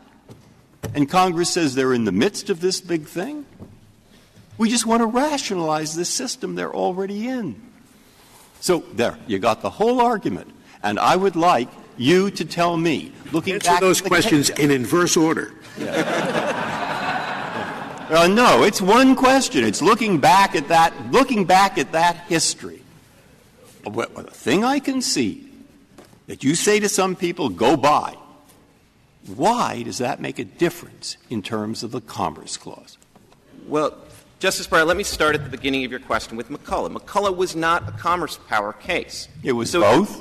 It was not. No, the bank was not justified and the corporation was not justified as an exercise of the commerce power. So that is not a case that says that it's okay to conjure up the bank as an exercise of the commerce power. And what, of course, the Court didn't say, and I think the Court would have had a very different reaction to, is, we're not just going to have the bank, because that would be necessary and proper. We're going to force the citizenry to put all their money in the bank, because if we do that, then we know the Bank of the United States will be secure. I think the framers would have identified the difference between those two scenarios, and I don't think that the great Chief Justice would have said that forcing people to put their deposits in the Bank of the United States was necessary and proper. Now, if you look through all the cases you mentioned, I do not think you will find a case like this. And I think it's telling that you won't. The regulation of the wheat market in Wickard against Filburn, all this effort to address the supply side and what producers could do, what Congress was trying to do was support the price of wheat. It would have been much more efficient to just make everybody in America buy 10 loaves of bread. That would have had a much more direct effect on the price of wheat in the prevailing market. But we didn't do that. We didn't say, when we had problems in the automobile industry, that we're not just going to give you incentives, not just cash for clunkers. We're going to actually have everybody over $100,000 has to buy a new car. Well, Mr. Clement, the key to the government's argument to the contrary is that everybody is in this market. It's all right to regulate Wickard against Filburn because that's a particular market in which the farmer had been participating. Everybody is in this market, so that makes it very different than the market for cars or the other hypotheticals that you came up with. And all they're regulating is how you pay for it. Well, with respect, Mr. Chief Justice, I suppose the first thing you have to say is what market are we talking about? Because the government, this statute undeniably operates in the health care insurance market. And the government can't say that everybody's in that market. The whole problem is that everybody's not in that market, and they want to make everybody get into that. Well, doesn't that seem a little bit, Mr. Clement, cutting the baloney thin? I mean, health insurance exists only for the purpose of financing health care. The two are inextricably interlinked. We don't get insurance so that we can stare at our insurance certificate. We get it so that we can go and access health care. Well, Justice Kagan, I'm not sure that's right. I think what health insurance does, and what all insurance does, is it allows you to diversify risk. And so it's not just a matter of I'm paying now instead of paying later. That's credit. Insurance is different than credit. Insurance guarantees you an upfront, locked-in payment, and you won't have to pay any more than that, even if you incur much greater expenses. And in every other market that I know of for insurance, we let people basically make the decision whether they're relatively risk-averse, whether they're relatively non-risk-averse, and they can make the judgment. But we don't in car insurance, meaning we tell people buy car, not we, the states do, although I'll ask you the question, do you think that if some states decided not to impose an insurance requirement, that the federal government would be without power to legislate and require every individual to buy car insurance? Well, Justice Sotomayor, let me say this, which is to say, you're right in the first point to say that it's the states that do it, which makes it different right there. But it's also that goes back to the substantive due process question. Is this a Lochner-era argument that only the states can do this, even though it affects commerce? Cars indisputably affect commerce. So are you arguing that because the states have done it all along, the federal government is no longer permitted to legislate in this area? No, I think you might make a different argument about cars than you would make about health insurance, unless you tried to say that, health insurance, I've never gotten into an accident, thankfully, and I hope never. The vast majority of people have never gotten into an accident where they've injured others. Yet we pay for it dutifully every year on the possibility that at some point we might get into that accident. But Justice Sotomayor, what I think is different is there's lots of people in Manhattan, for example, that don't have car insurance because they don't have cars. And so they have the option of withdrawing from that market. It's not a direct imposition from the government. So even the car market is different from this market where there's no way to get outside of the regulatory web. And that's, I think, one of the real problems with this because, we take as a given. But the given is that virtually everyone, absent some intervention from above, meaning that someone's life will be cut short in a fatal way, virtually everyone will use health care. At some point, that's right. But all sorts of people will not, say, use health care in the next year, which is the relevant period for the insurance. But you think you can better than the actuaries or better than the members of Congress who worked on it look at the 40 million people who are not insured and say which ones next year will or will not use, say, emergency care? Can you do that any better than if we knew that 40 million people were suffering, about to suffer, a contagious disease, and only 10 million would get sick? Of course not. We don't know which. Of course not, Justice Breyer, but the point is that once Congress decides it's going to regulate extant commerce, it is going to get all sorts of latitude to make the right judgments about actuarial predictions, which actuarial to rely on, which one not to rely on. The question that's a proper question for this Court, though, is whether or not, for the first time ever in our history, Congress also has the power to compel people into commerce, because it turns out that would be a very efficient thing for purposes of Congress's optimal regulation of that market. But, Mr. Clement, this goes back to the Chief Justice's question, but of course the theory behind not just the government's case, but the theory behind this law is that people are in this market right now, and they're in this market because people do get sick, and because when people get sick, we provide them with care without making them pay. And it would be different, if you were up here saying, I represent a class of Christian Scientists, then you might be able to say, look, why are they bothering me? But absent that, you're in this market, you're an economic actor.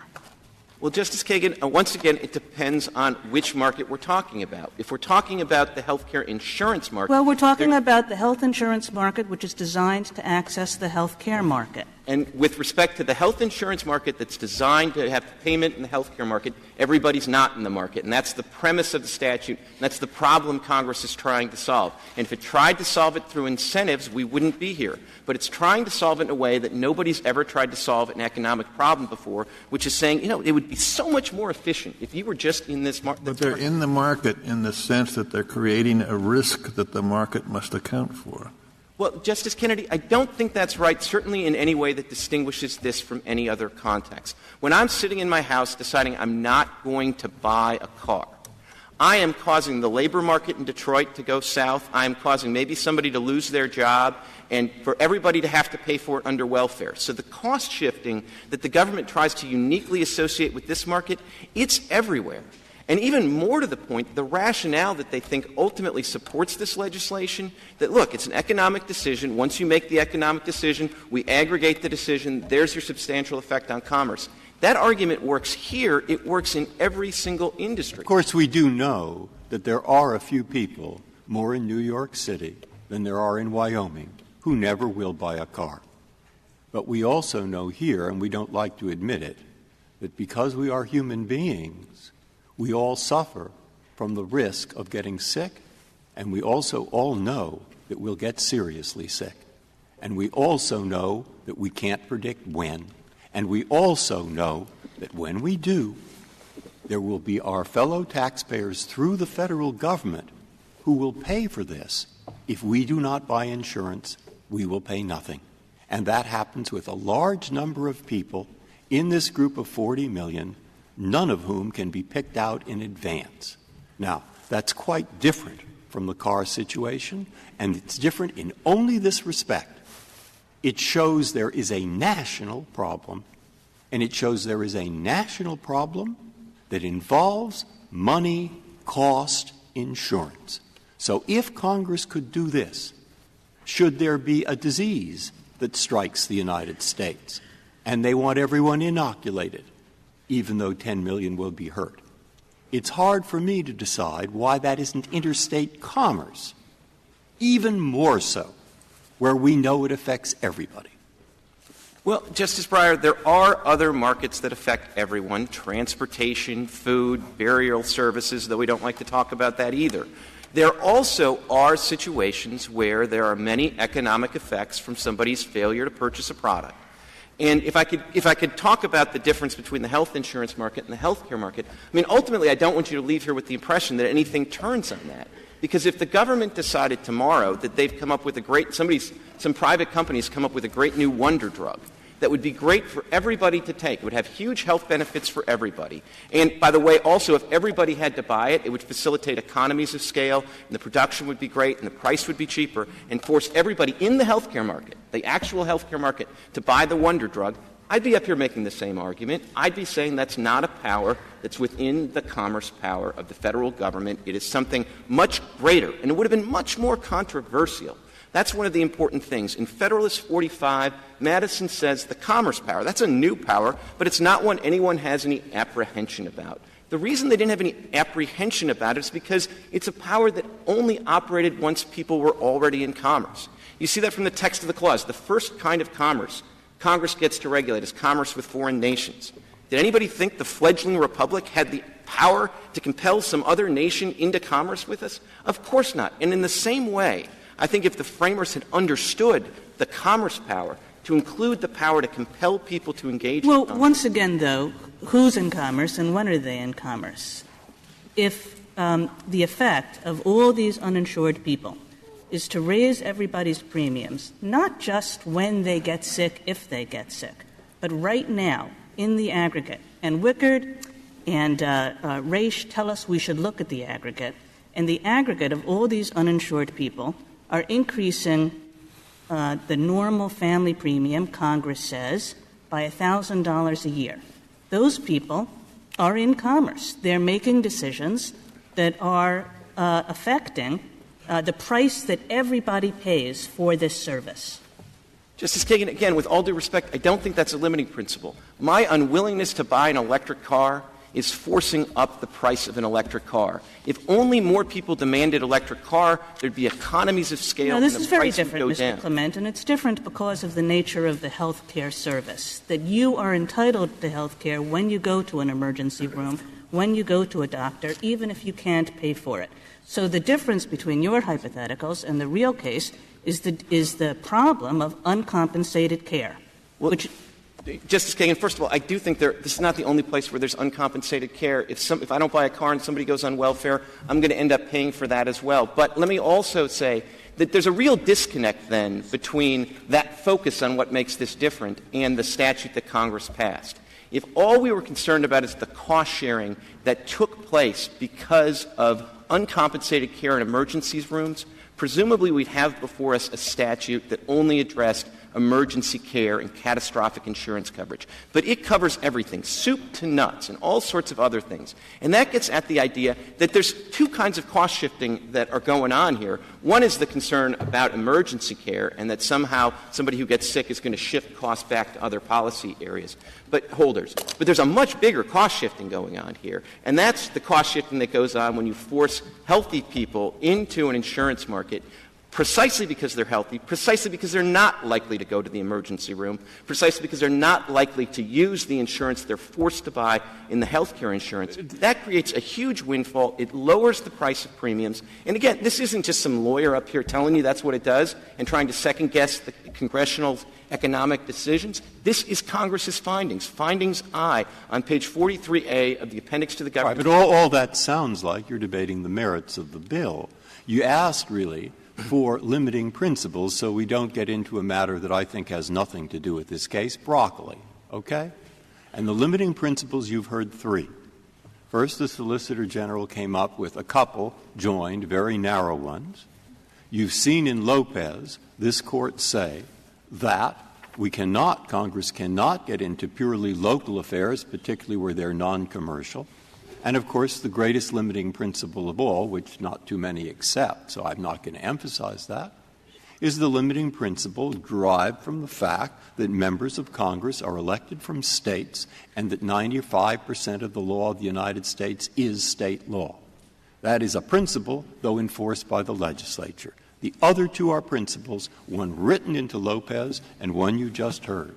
It seems to me all of those eliminate the broccoli possibility, and none of them eliminates the possibility that we're trying to take the 40 million people who do have the medical costs, who do affect interstate commerce, and provide a system that you may like or not like. Well, Justice Breyer, let me take them in turn. That's where we are in limiting principles. Let me take them in turn. I would encourage this Court not to Garcia-ize the Commerce Clause and just simply say it's up to Congress to police the Commerce Clause. So I don't think that is a limiting principle. Second of all — That's exactly what Justice Marshall said in Gibbons. He said that it is the power to regulate.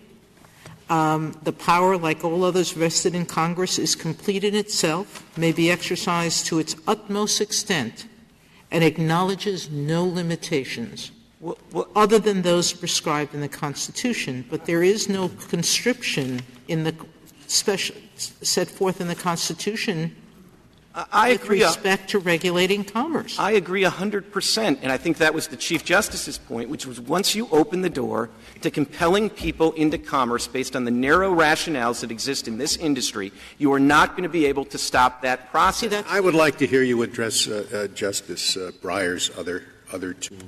Well, the other two principles are Lopez, and this case really is not — Lopez is a limit on the affirmative exercise of people who are already in commerce. The question is there any other limit to people who aren't in commerce?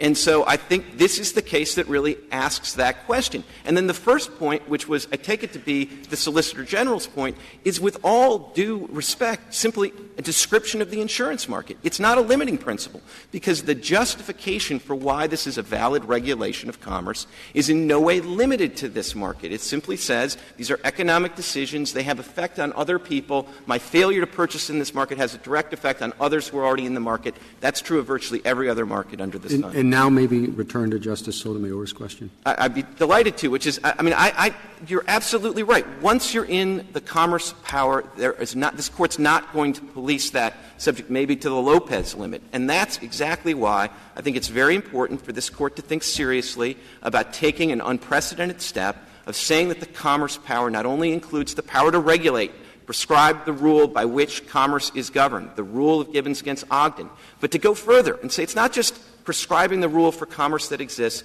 but it is the power to compel people to enter into commerce in the first place. I'd like to say two very brief things about the taxing power, if I could. There are lots of reasons why this isn't a tax. It wasn't denominated a tax. It's not structured as a tax. If it's any tax at all, though, it is a direct tax. Article 1, Section 9, Clause 4, the framers would have had no doubt that a tax on not having something is not an excise tax but a forbidden direct tax. That's one more reason why this is not proper legislation, because it violates that. The second thing is I would urge you to read the license tax case, which the Solicitor General says is his best case for why you ignore the fact that a tax is denominated into something other. Because that's a case where the argument was that because the federal government had passed a license, not a tax, that somehow that allowed people to take actions that would have been unlawful under state law, that this was some special federal license to do something that was forbidden by state law. This Court looked beyond the label in order to preserve federalism there. What the Solicitor General and the government ask you to do here is exactly the opposite, which is to look past labels in order to upend our basic federalist system. And could you tell me, do you think the states could pass this mandate? I represent 26 states. I do think the states could pass this mandate. But is there any other area of commerce, business, where we have held that there isn't concurrent power between the state and the federal government to protect the welfare of commerce? Well, Justice Sotomayor, I have to resist your premise, because I didn't answer yes, the states can do it, because it would be a valid regulation of intrastate commerce. I said yes, the states can do it because they have a police power. And that is the fundamental difference between the states on the one hand and the limited and enumerated federal government on the other. Thank you, Mr. Clement.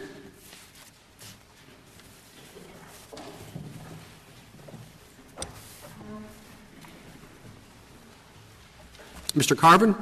Thank you, Mr. Chief Justice. May it please the Court, I'd like to begin with the Solicitor General's main premise, which is that they can compel the purchase of health insurance in order to promote commerce in the health market because it will reduce uncompensated care. If you accept that argument, you have to fundamentally alter the text of the Constitution and give Congress plenary power. It simply doesn't matter whether or not this regulation will promote health care commerce by reducing uncompensated care. All that matters is whether the activity actually being regulated by the Act negatively affects commerce or negatively affects commerce regulation so that it's within the commerce power. If you agree with us that this exceeds commerce power, the law doesn't somehow become redeemed because it has beneficial policy effects in the health care market. In other words, Congress does not have the power to promote commerce. Congress has the power to regulate commerce. And if the power exceeds their permissible regulatory authority, then the law is invalid. Well, surely regulation includes the power to promote. Since the New Deal, we've said there's regulation in there's a market in agricultural products. Congress has the power to subsidize, to limit production, all sorts of things. Absolutely, Chief Justice, and that's the distinction I'm trying to draw. When they're acting within their enumerated power, then obviously they're promoting commerce. But the Solicitor General wants to turn it into a different power.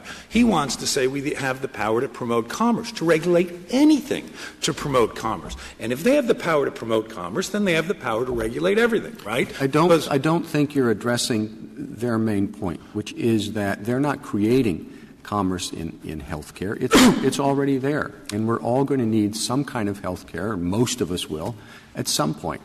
I'd like to address that in two ways, if I could, Mr. Chief Justice. In the first place, they keep playing mix and match with the statistics.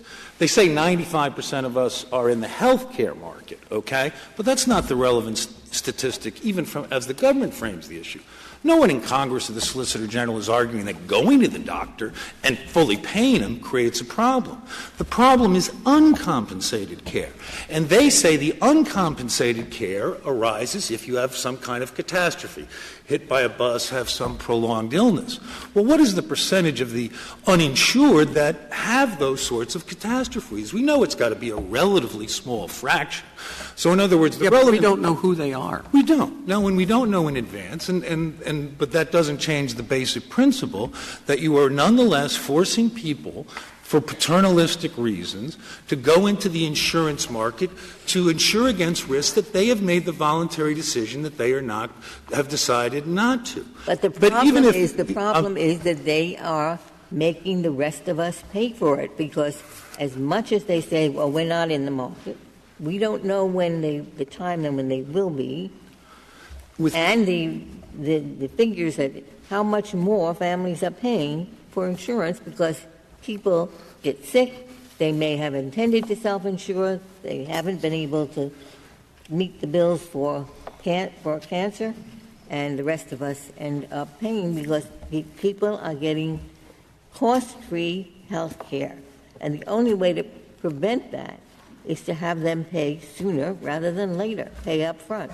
Yeah, but my point is this, that, with respect, Justice Ginsburg, conflicts the people who do result in uncompensated care, the free riders. Those are people who default on their health care payments. That is an entirely different group of people, an entirely different activity than being uninsured. So the question is whether or not you can regulate activity because it has a statistical connection to an activity that harms commerce. And my basic point to you is this. The Constitution only gives Congress the power to regulate things that negatively affect commerce or commerce regulation. It doesn't give them the power to regulate things that are statistically connected to things that negatively affect commerce. I'm sorry. Please. I was just going to say, because if they have that power, then they obviously have the power to regulate everything, because everything in the aggregate is statistically connected to something that negatively affects commerce, and every compelled purchase promotes commerce. So in your view right there, I'm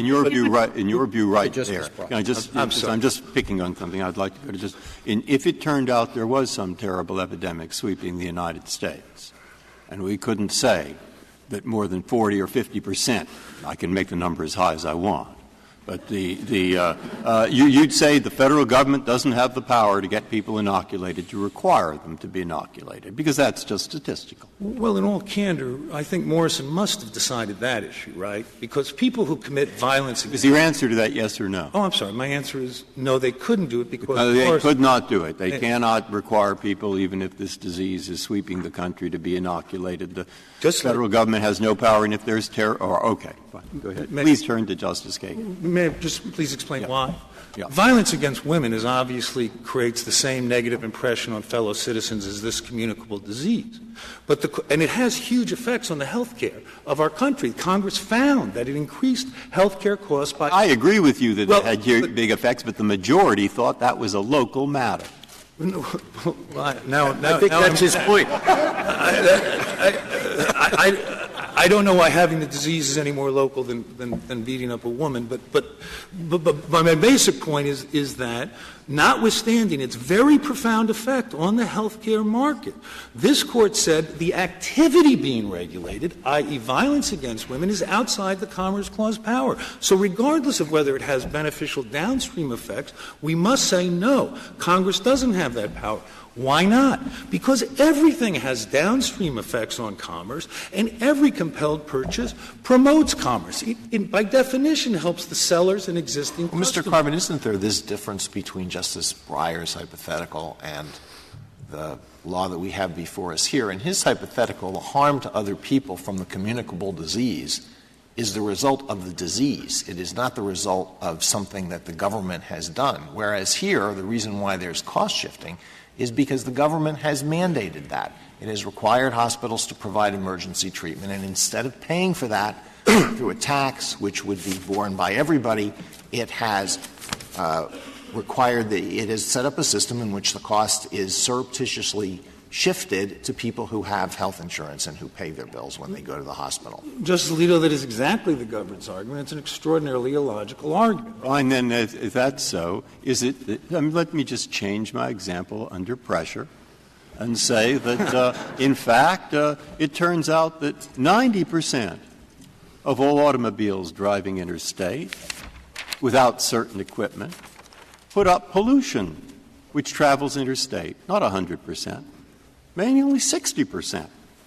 Does the EPA have the power then to say you've got to have an anti-pollution device? It's statistical. What they can't do, yes, if you have a car, they can require you to have an anti-pollution. Then you're not going on statistics. You're going on something else, which is what I'd like to know what it is. It's this. They can't require you to buy a car with an anti-pollution device. Once you've entered the market and made a decision, they can regulate the terms and conditions of the car that you do, and they can do it for all sorts of reasons. What they can't do is compel you to enter the market. Now we understand. And then you've changed the ground of argument, which I accept as totally legitimate. And then the question is, when you are born and you don't have insurance and you will, in fact, get sick, and you will, in fact, impose costs. Have you, perhaps involuntarily, perhaps simply because you are a human being, entered this particular market, which is a market for health care?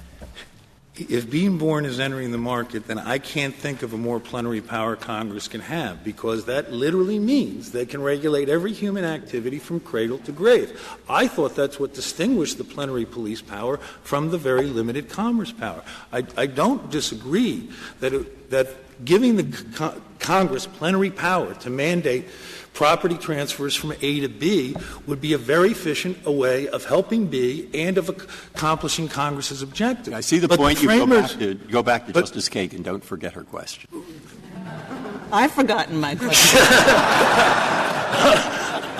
I was facing the same dilemma, Justice Kagan. Well, let me ask the question that I asked Mr. Clement. It just seems... It's what it means to be the junior justice. It just seems very strange to me that there's no question we can have a Social Security system besides all the people who say, I'm being forced to pay for something I don't want. And this, which seems to me to try to get care for the ones who need it by having everyone in the pool, but is also trying to preserve a role for the private sector, for the private insurers. There's something very odd about that the government can take over the whole thing and we all say, oh, yeah, that's fine. But if the government wants to preserve private insurers, can't do that. Well, I don't think the test of a law's constitutionality is whether it more adheres to the libertarian principles of the Cato Institute or the statist principles of someone else. I think the test of a law's constitutionality is not those policy questions. It's whether or not the law is regulating things that negatively affect commerce or don't. And since obviously the failure to purchase an item doesn't create the kind of effects on supply and demand that the market participants in Wickard and Raich did, and doesn't in any way interfere with regulation of the insurance companies, I don't think it can pass the basic... I thought that Wickard was, you must buy. We're not going to let you use the homegrown wheat. You've got to go out in the market and buy that wheat that you don't want. Oh, but let's be careful about what they were regulating, Wicker, Justice Ginsburg. What they were regulating was the supply of wheat. It didn't in any way imply that they could require every American to go out and buy wheat. And yes, one of the consequences of regulating local market participants is it'll affect the supply and the demand for the product. That's why you can regulate them, because those local market participants have the same effect on the interstate market that a black market has on a legal market. But none of that is true. In other words, you can regulate local bootleggers, but that doesn't suggest you can regulate teetotalers, people who stay out of the liquor market, because they don't have any negative effect on the existing market participants or on regulation. Well, that's why I suggested, Mr. Carvin, that it might be different if you were raising an as-applied challenge and presenting a class of people whom you could say clearly would not be in the health care market. But you're raising a facial challenge. And we can't really know which of the many, many people that this law addresses in fact will not participate in the health care market and in fact will not impose costs on all the rest of us. So the question is, can Congress respond to those facts that we have no crystal ball, that we can't tell who is and isn't going to be in the health insurance market, and say most of these people will be? And most of these people will thereby impose costs on the rest of us, and that's a problem that we can deal with on a class-wide basis. No, again, the people who impose the cost on the rest of us are people who engage in a different activity at a different time, which is defaulting on their health care payments. It's not the uninsured. Under your theory, you could regulate anybody if they've got a statistical connection to a problem. You could say, since we could regulate people who enter into the mortgage market and impose mortgage insurance on them, we can simply impose the requirement to buy private mortgage insurance on everybody before they've entered the market, because we're doing it in this prophylactic way before it develops. And No, that's not. I don't think that's fair, because not everybody is going to enter the mortgage market. Well, the government's position is that almost everybody is going to enter the health care market. 2 points, one of which Mr. Clements already made, which is the health insurance market is different than the health care market. But let me take it on full stride. I think everybody's in the milk market. I think everybody's in the wheat product market. But that doesn't suggest that the government compel you to buy 5 gallons of meat or 5 bushels of wheat, because they are not regulating commerce. Whether you're a market participant or not, they are still requiring you to make a purchase that you don't want to do. And to get back to your facial example... That's true of almost every product. I'm sorry? It's true of almost every product, as directly or indirectly by government regulation. The government says, borrowing my colleague's example, you can't buy a car without emission control. I don't want a car with emission control. It's less efficient in terms of the horsepower. But I'm forced to do something I don't want to do by government regulation. You are not forced to buy a product you don't want. And I agree with you that since the government regulates all markets, there is no limiting principle on their compelled purchase. When they put these environmental controls on the car... They force me to buy, if I need, No. unpasteurized goods that don't have certain pesticides but have others.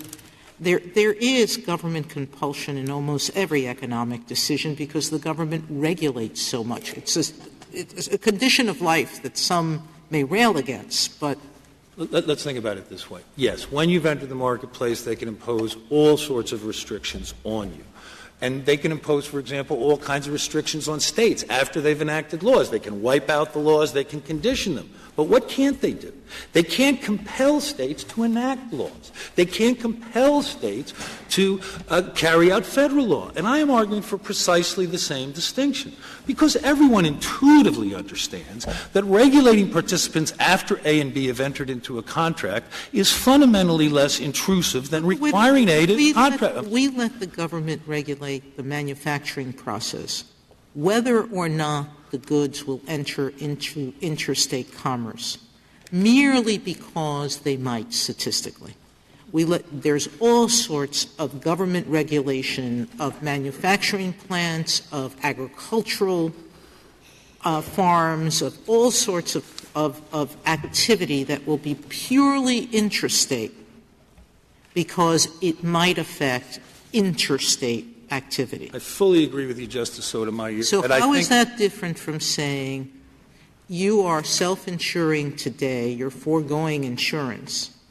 Why isn't that a predecessor to the need that you're eventually going to have?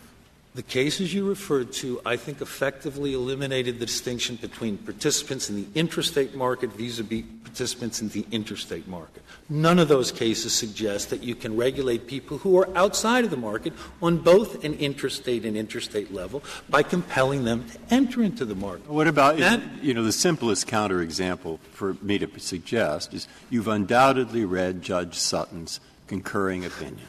All right, he has about 2 pages, it seemed to me, of examples where everyone accepts the fact that under these kinds of regulations, the government can compel people to buy things they don't otherwise want to buy. For example, he gives, even in that farm case, the farmer was being forced to go out and buy grain to feed to his animals because he couldn't raise it at home. And he goes through one example after another. So what is your response to that, which you've read? Judge Sutton is wrong in each and every example. There was no compulsion in Rage for him to buy wheat. He could have gotten wheat substitutes, or he could have not sold wheat, which is actually what he was doing. There is a huge difference between conditioning regulation, i.e. conditioning access to the healthcare market and saying you must buy a product, and forcing you to buy a product. It was common ground that the requirement that in the insurers, the community-based one, and they have to insure you despite your health status. They can't refuse because of pre-existing conditions. The government tells us, and Congress determined, that those two won't work unless you have a pool that will include the people who are now healthy. First, do you agree with your colleague that the community-based, and what's the name that they give for the other? The guaranteed issue. Yeah, that is legitimate Commerce Clause legislation? Oh, sure. And that's why, but we don't in any way impede that sort of regulation. These non-discrimination regulations will apply to every insurance company just as Congress intended, whether or not we buy insurance. Well, then what about the determination that they can't possibly work if people don't have to buy insurance until their health status is such that the insurance company just dealt with them as it will. It said, I won't insure you because you're already sick. It depends what you mean by work. It'll work just fine in ensuring that no sick people are discriminated against. But when you do that, but the sick people, why would they insure early if they're going to be protected if they get insurance late? This is the government's very illogical argument. They seem to be saying, look, we couldn't just force people to buy insurance to lower health insurance premiums. That would be no good. But we can do it because we've created the problem. We, Congress, have driven up the health insurance premiums, and since we've created that problem, this somehow gives us authority that we wouldn't otherwise have. That can't possibly be right. Do you think that what percentage of the American people who took their son or daughter to an emergency room and that child was turned away because the parent didn't have insurance, do you think there's a large percentage of the American population who would stand for the death of that child? They had an allergic reaction and a simple shot would have saved the child? One of the more pernicious, misleading impressions that the government has made is that we are somehow advocating that people get thrown out of emergency rooms, or that this alternative that they've hypothesized is going to be enforced by throwing people out of emergency rooms. This alternative, i.e. you condition access to health care on buying health insurance, is enforced in precisely the same way that the Act does. You either buy health insurance or you pay a penalty of $695. You don't have doctors throwing people out on the street, Did you say the penalty's okay, but not the mandate? I'm sorry, maybe I misheard you. No. They create this straw man that says, look, the only alternative to doing the way we've done it, if we condition access to health care on buying health insurance, the only way you can enforce that is making sick people not get care. I'm saying, no. There's a perfectly legitimate way they could enforce their alternative, i.e. requiring you to buy health insurance when you access health care, which is the same penalty structure that's in the Act. There is no moral dilemma between having people have insurance and denying them emergency service. Congress has made a perfectly legitimate value judgment that they want to make sure that people get emergency care. Since the founding, whenever Congress has imposed that public responsibility on private actors, it has subsidized it from the federal treasury. It has not conscripted a subset of the citizenry and made them subsidize the actors who are being hurt, which is what they're doing here. They're making young, healthy people subsidize insurance premiums for the cost that the non-discrimination provisions have put on insurance premiums and insurance companies. And that is the fundamental problem. So I want to understand the choices you're saying Congress has. Congress can tax everybody and set up a public health care system. Yeah. That would be okay. Yeah. Tax power is okay.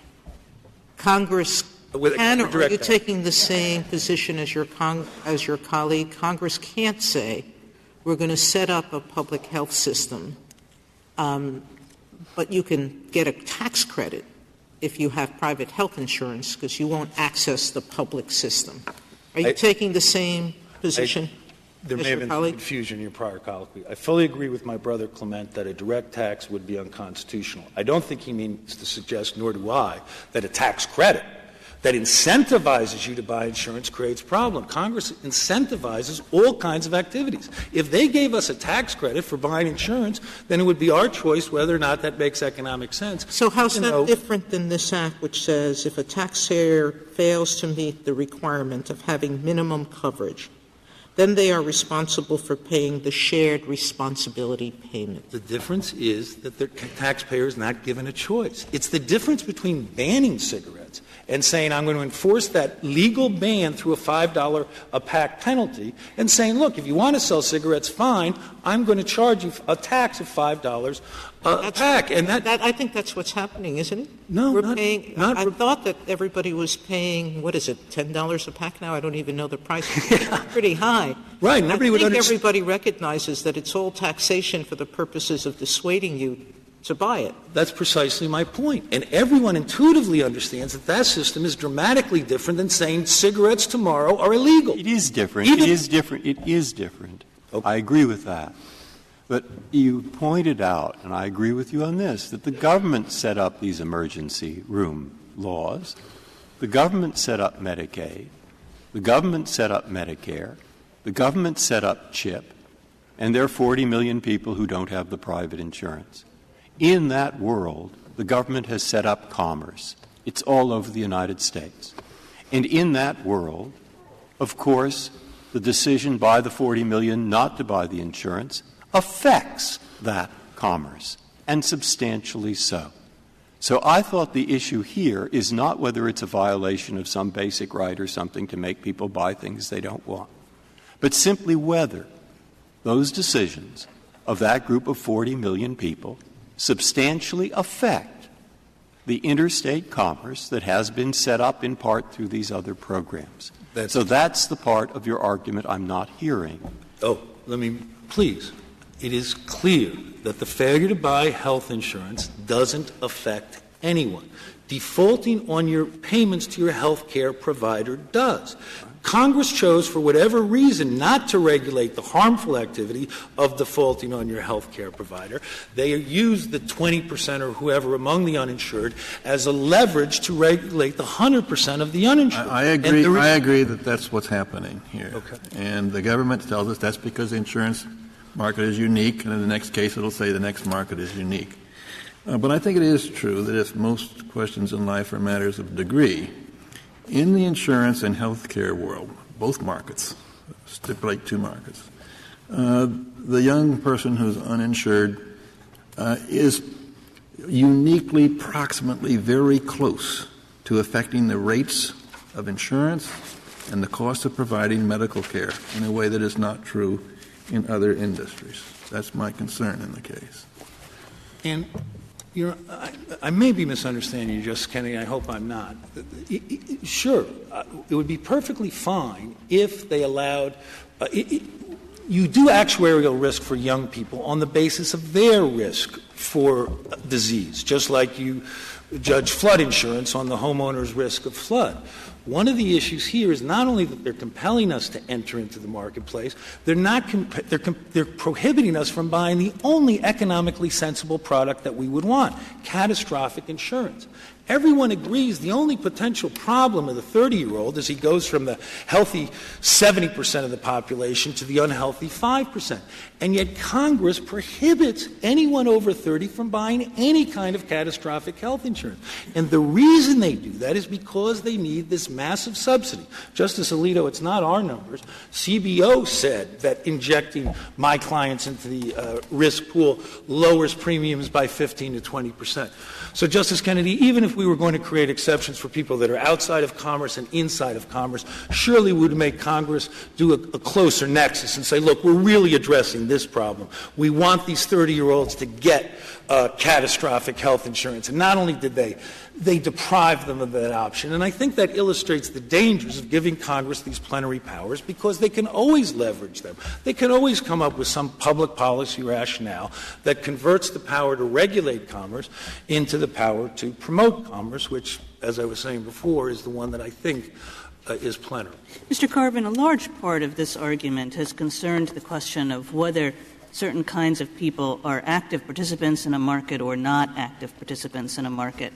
And your test, which is a test that focuses on this activity-inactivity distinction, would force one to confront that problem all the time. Now, if you look over the history of the Commerce Clause, what you see is that there were sort of unhappy periods when the Court used tests like this, direct versus indirect, commerce versus manufacturing. I think most people would say that those things didn't really work. And the question is, why should this test, inactive versus active, work any better?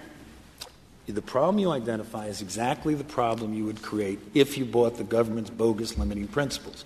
You'd have to draw distinctions between the insurance industry and the car industry and all of that. Return you to the Commerce Clause jurisprudence that bedeviled the Court before the 1930s, where they were drawing all these kinds of distinctions among industries. Whereas our test is really very simple. Are you buying the product, or is Congress compelling you to buy the product? I can't think of a brighter line. And again, if Congress has the power to compel you to buy this product, then obviously they've got the power to compel you to buy any product, because any purchase is going to benefit commerce, and this Court is never going to second-guess Congress's policy judgments on how important it is, this product versus that product. Do you think that drawing a line between commerce and everything else that is not commerce is drawing an artificial line, like drawing a line between commerce and manufacturing? The words inactivity and activity are not in the Constitution. The words commerce and non-commerce are. And again, it's a distinction that comes, Justice Kagan, directly from the text of the Constitution. The framers consciously gave Congress the ability to regulate commerce because that's not a particularly threatening activity that deprives you of individual freedom. If you were authorized to require A to transfer property to B, you have, as the early cases put it, a monster in legislation which is against all reason and justice. Because everyone intuitively understands that regulating people who voluntarily enter into contracts and setting terms and conditions does not create the possibility of Congress compelling wealth transfers among the citizenry, and that is precisely why the framers denied them the power to compel commerce and precisely why they didn't give them plenary power. Thank you, Mr. Carvin. General Verrilli, you have 4 minutes remaining. Thank you, Mr. Chief Justice. Congress confronted a grave problem when it enacted the Affordable Care Act. The 40 million Americans who can't get health insurance and suffer often very terrible consequences. Now, we agree, I think, everyone arguing this case agrees, that Congress could remedy that problem by imposing an insurance requirement at the point of sale. That won't work. The reason it won't work is because people will still show up at the hospital or at their physician's office seeking care without insurance, causing the cost-shifting problem. And Mr. Clement's suggestion that they can be signed up for a high-risk pool at that point is utterly unrealistic. Think about how much it would cost to get the insurance when you are at the hospital or at the doctor. It would be unfathomably high. That will never work. Congress understood that. It chose the means that will work, the means that it saw worked in the states and in the state of Massachusetts, and that it had every reason to think would work on a national basis. That is the kind of choice of means that McCullough says that the Constitution leaves to the democratically accountable branches of government. There is no temporal limitation in the Commerce Clause. Everyone subject to this regulation is in or will be in the health care market. They're just being regulated in advance. That's exactly the kind of thing that ought to be left to the judgment of Congress and the democratically accountable branches of government. And I think this is actually a paradigm example of the kind of situation that Chief Justice Marshall envisioned in McCullough itself, that the provisions of the Constitution needed to be interpreted in a manner that will allow them to be effective in addressing the great crises of human affairs that framers could not even envision. But if there's any doubt about that under the Commerce Clause, then I urge this Court to uphold the minimum coverage provision as an exercise of the taxing power. Under New York against the United States, this is precisely parallel situation. If the Court thinks there's any doubt about the ability of Congress to impose the requirement in 5000A sub A, it can be treated as simply the predicate to which the tax incentive of 5000A sub B seeks accomplishment. And the Court, as the Court said in New York, has a solemn obligation to respect the judgments of the democratically accountable branches of government. And because this statute can be construed in a manner that allows it to be upheld in that way, I respectfully submit that it is this Court's duty to do so. Thank you. Thank you, General. Counsel, we'll see you tomorrow.